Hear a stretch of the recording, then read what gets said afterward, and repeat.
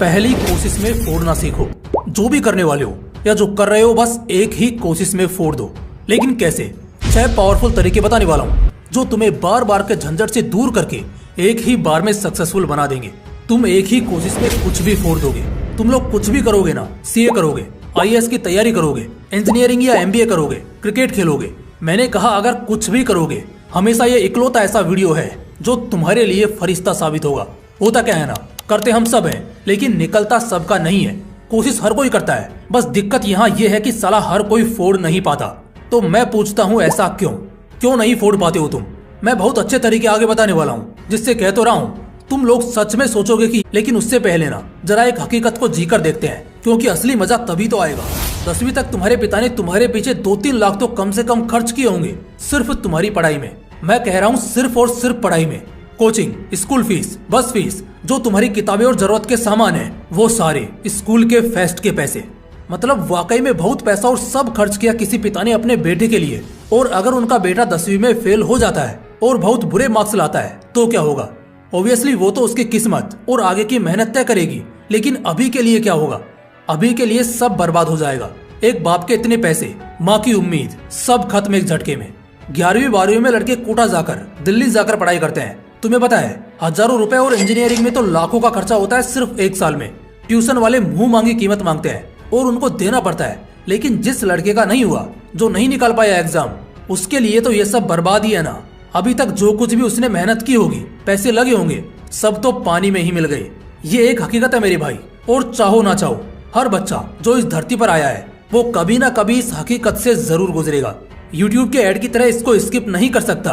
और सबसे बड़ी बात, अगर कोई ये सोच रहा है ना कि जिसका बाप पैसे वाला होगा उसका लड़का शायद इस हकीकत से बच जाए, तो मेरे भाई ये भी पॉसिबल नहीं है। हो सकता है वो शायद पढ़ाई से बच जाए, उसके बाप को पैसे बर्बाद होने का गम ना हो, लेकिन इस हकीकत की दुनिया में वो भी जरूर कदम रखेगा, चाहे देर से ही सही, लेकिन आएगा जरूर। ऐसा इसलिए क्योंकि उसके घर भी आसमान से पैसे नहीं बरसते होंगे, बल्कि कोई कामयाब बिजनेस जरूर होगा। और जब वो बिजनेस उस लड़के के हाथ में आएगा और क्योंकि वो काबिल नहीं है तो वो जिंदगी भर के लिए रोएगा। इसे तो ये और भारी पड़ गया यार। यहाँ तो कम से कम नॉर्मल लड़कों के बस पैसे बर्बाद हो रहे थे क्योंकि उन्हें घुट घुट कर जीने की तो आदत ही है, तो ऐसे में उन्हें क्या ही फर्क पड़ेगा। लेकिन वो रईस बाप की औलाद तो कांपने लगेगा इस तरह गरीबों वाली जिंदगी जीने के बारे में सोच कर ही। तो दोस्तों, आखिर में हम इसी निष्कर्ष पर पहुंचते हैं कि साला जो हो जाए, अगर किसी काम को हाथ में लिया है तो उसे पहली कोशिश में ही फोड़ डालेंगे, निकाल लेंगे, कोई भी लक्ष्य हो। इस वीडियो में बताए गए कुछ स्टेप्स के बाद वो लक्ष्य पहली कोशिश में ही तुम्हारी मुट्ठी में होगा। तो आइए दोस्तों, उस भविष्य की हकीकत वाली दुनिया से निकलकर अभी के लिए आज की दुनिया में आते हैं, क्योंकि यही आपका भविष्य तय भी करेगा और कल को आपकी कोशिश के बर्बाद या आबाद होने का सबूत भी होगा। आइए जानते हैं step number 1, match the required levels. देखो, अगर मुंह के बल नहीं गिरना चाहते हो ना, तो एक बहुत बढ़िया एडवाइस दे रहा हूँ, गौर करना।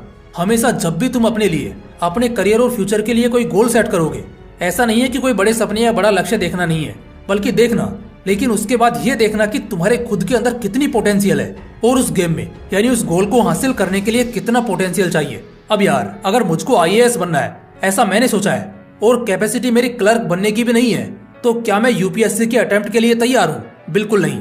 लेकिन क्या मैं आईएएस बनने के बारे में सोचना छोड़ दूं? अरे बिल्कुल भी नहीं। लेकिन मैं तब तक अटेम्प्ट नहीं करूंगा जब तक मेरा लेवल मैच नहीं हो जाता यूपीएससी के लेवल से। पता है, जो नाकामयाब लोग होते हैं ना, कई दफा वो सिर्फ इस वजह से फेल हो जाते हैं क्योंकि पहली बार वो ऐसे ही मुंह उठाकर ट्राई करते हैं, और ऑब्वियसली फेल तो फिर होंगे ही। और इस चीज से डिमोटिवेट होकर वो जिंदगी भर के लिए समझते हैं कि ये चीज हो ही नहीं सकती। इसलिए जब तुम एक बार अपना लेवल मैच कर लेते हो जिसकी तुम्हें जरूरत है, तो उसके बाद तुम हर तरफ से बच जाते हो और तुम्हारी कोशिश कामयाब होती है। Step number 2, practice and perfection. Practice बहुत इंपॉर्टेंट है और इससे तुम्हें परफेक्शन तक पहुंचने का सहारा मिलता है। बिना प्रैक्टिस के किसी को भी परफेक्ट होते देखा है क्या? ये पॉसिबल ही नहीं है। Practice makes a man perfect. सबसे बड़ी चीज की जब तक प्रैक्टिस में डेडिकेट नहीं करोगे खुद को, सफलता कभी भी हाथ नहीं लगने वाली। और यहाँ खासकर जब हम बात कर रहे हैं कि कैसे सिर्फ एक ही कोशिश में फोड़ा जाए, तो इसमें परफेक्शन के बिना ये बोलना भी बड़ा गंदा लगेगा। परफेक्शन का मतलब भी शायद बहुत से लोगों को नहीं पता होगा। परफेक्शन का मतलब है कि तुम्हारे दिलो दिमाग में बस चुकी है वो चीज। शायद तुम इतने परफेक्ट हो जाओ कि जब आंख बंद करके भी निशाना लगाओ ना, तब भी सही जगह बैठे। मुझे पता है इस लेवल का परफेक्शन हर किसी के बस की बात नहीं है, लेकिन एटलीस्ट परफेक्ट तो हो ही जाओ जहां तुम्हें हर चीज होने से पहले ही एहसास होने लगे। और ये सब होगा सिर्फ और सिर्फ लगातार प्रैक्टिस के बाद। इसलिए प्रैक्टिस और परफेक्शन को मत भूलना। Step number 3, seek from others experiences. कई बार कोशिशों में सब कुछ सही चल रहा होता है, लेकिन किस्मत आकर गेम कर देती है। बस इसी चीज के चलते तो बार बार आपसे कहता हूँ, दूसरों के एक्सपीरियंसेस बढ़ो। खराब एक्सपीरियंसेस। कई लोगों में ना टैलेंट बहुत था, बैकअप सपोर्ट बहुत था, बट स्टिल कुछ नहीं कर पाए। आखिर क्यों? ढूंढने जाओगे तो सैकड़ों एग्जाम्पल मिलेंगे। तो मैं पूछना चाहता हूँ, उनका क्यों नहीं हुआ कुछ? उनका कुछ इसलिए नहीं हुआ क्योंकि उन्होंने शायद कुछ ऐसी गलतियां करी जो उन्हें नहीं करनी चाहिए थी, या कुछ ऐसे रेयर सिचुएशंस उनके सामने पैदा हुए जो नहीं होने चाहिए थे। तो जब भी ऐसा कुछ होगा ना, आपकी कोशिश खराब होगी ही होगी, लेकिन उस समय आपको लगेगा कि उस चीज के लिए अच्छी प्रैक्टिस या और अच्छा रिवीजन चाहिए।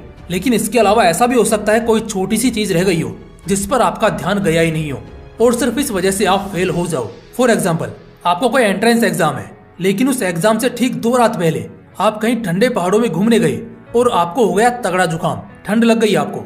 अब जब आप एग्जाम देने जाते हैं, तब एक तो आप लेट पहुंचते हैं, और दूसरा कि आप एग्जाम के बीच में ही भारी सिर दर्द और अजीब तरह की अनकंफर्टेबलनेस महसूस करते हैं।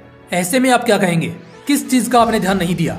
देखो, दूसरों के एक्सपीरियंसेस को पढ़ोगे ना, तो उनमें ये सब मिलेगा, और ऐसे बहुत से और भी पॉइंट्स मिलेंगे जो तुम्हारे फेल होने के चांसेस को घटा देंगे।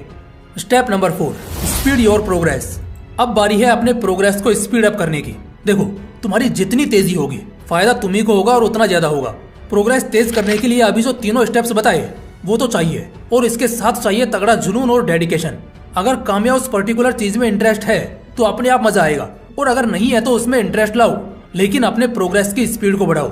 कल तक जहां तुम 1-2 दिन में एक चैप्टर कंप्लीट करते थे, अब 1 दिन में 1 करने की कोशिश करो। कल जहां 10 मिनट में 1 किलोमीटर का स्प्रिंट करते थे, अब कोशिश करो 15 मिनट में 3 किलोमीटर का स्प्रिंट पूरा करने की। देखो बॉस, बहुत सीधी सी बात है, कोशिशों को सफलता तभी मिलेगी जब 1 महीने पहले तुम्हारी बाप लेवल की तैयारी हो चुकी होगी। जो ये टॉपर्स होते हैं ना, स्टेट टॉपर, नेशनल टॉपर, इनका यही एटीट्यूड होता है।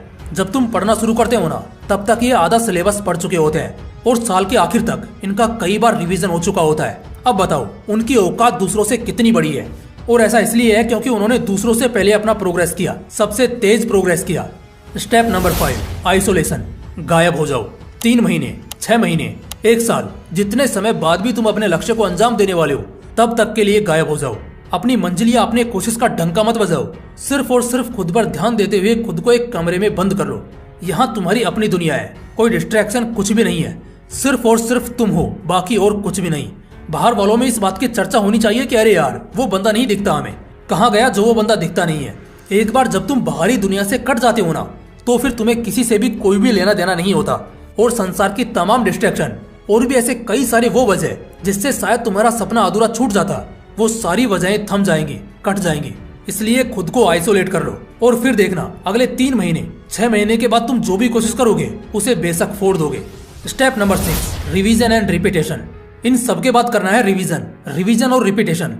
देखो, हमारा जो माइंड है ना, वो मंकी माइंड है।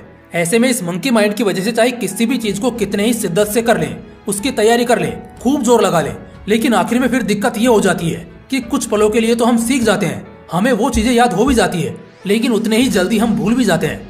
आपने जितनी प्रैक्टिस की है अब तक के लिए, या फिर आपने जितनी तैयारी की है, अब करना यह है उन सबको रिवाइज करना है और लगातार रिपीट करते रहना है। जितने ज्यादा बार आप उन चीजों को दोहराओगे, आपका दिमाग उसे उतना ज्यादा पकड़ लेगा, जकड़ लेगा। इसलिए इस कंडीशन में ना, चाहे जो हो जाए, कंसिस्टेंसी के साथ उन चीजों को रिपीट करते रहो। जितना ज्यादा से ज्यादा आप और आपका दिमाग उन चीजों को रिवाइज करेगा, आपकी जो तैयारी होगी वो उतनी ही मजबूत होगी। और बस भाई, यही तो चाहिए आखिर में। अगर ये हो गए तो समझो फिर सब कुछ हो गया।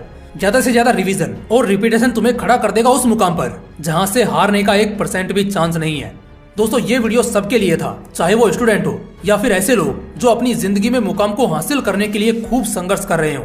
डंके की चोट पर यह बात कहता हूँ, आज के इस वीडियो को जिसने पूरा समझ लिया होगा ना, अब उसे बार बार सिर रगड़ने की जरूरत नहीं पड़ेगी या परेशान नहीं होना पड़ेगा। अगर वो बताई हुई सभी स्टेप्स को अपनी जिंदगी में उतारता है तो वो बवाल बन जाएगा और पहले अटेम्प्ट में ही हर चीज क्लियर होगी। दोस्तों, अगर वीडियो अच्छा लगा तो इसे एक लाइक जरूर करना और अपने दोस्तों और अपने भाई बहनों के साथ इसे जरूर शेयर करना। बाकी फिर मिलते हैं इसी तरह के एक और बवाल वीडियो के साथ। जय हिंद, जय श्री कृष्ण।